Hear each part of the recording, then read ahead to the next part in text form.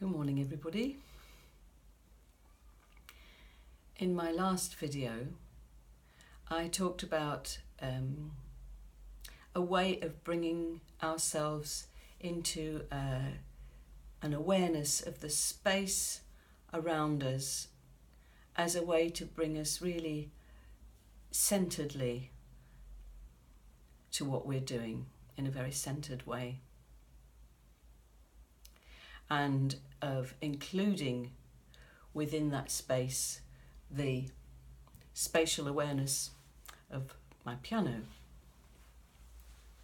So today I wanted to talk a little bit about the way in which we pay attention to ourselves, because how we pay attention to ourselves and the kind of inner conversation we have is likely to be exactly the same kind of inner conversation we have when we're paying attention to our playing.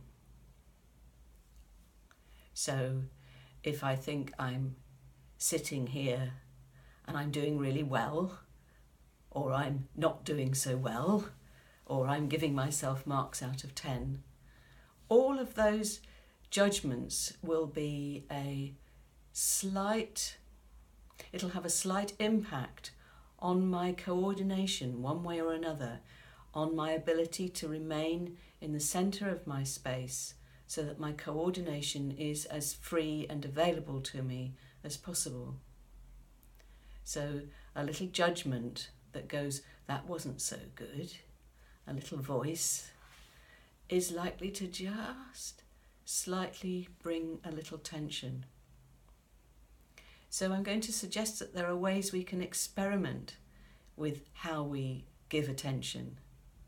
We could be giving ourselves marks out of 10.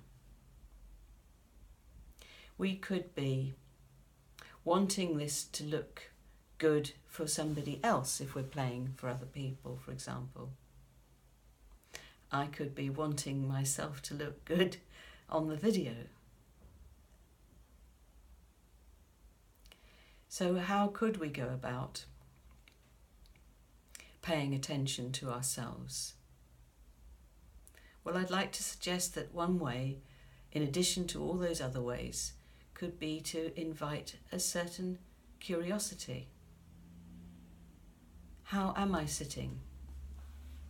Oh, well, my feet weren't on the floor for a start, because I've got rather short little legs and I was in the middle of the stool, and so my feet weren't planted on the floor. They were kind of up on their toes. Is my pelvis? Are my sitting bones? Am I aware of my sitting bones? How would it be if I were aware of my sitting bones?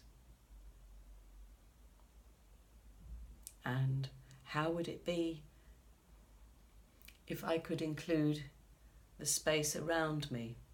It's a beautiful morning. The floor's creaking. So all of those questions invite a certain curiosity and a certain kindness. You're not going to be picky with me, so why should I be picky with myself?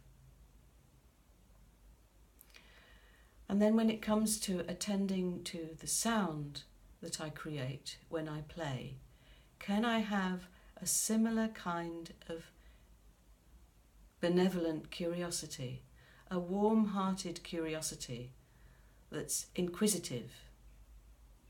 Because from that centered place of curiosity, I'm likely to be able to hear a lot more. I'm likely to be able to listen and to be able to respond to what I hear.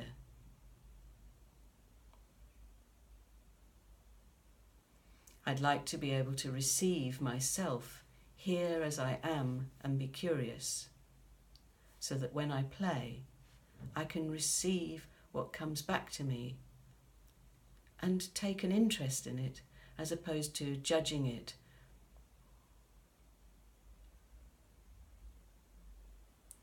So in my next video, I think I'm going to be talking about the unique qualities of sound that we get from a piano and what could we get interested in? Thank you.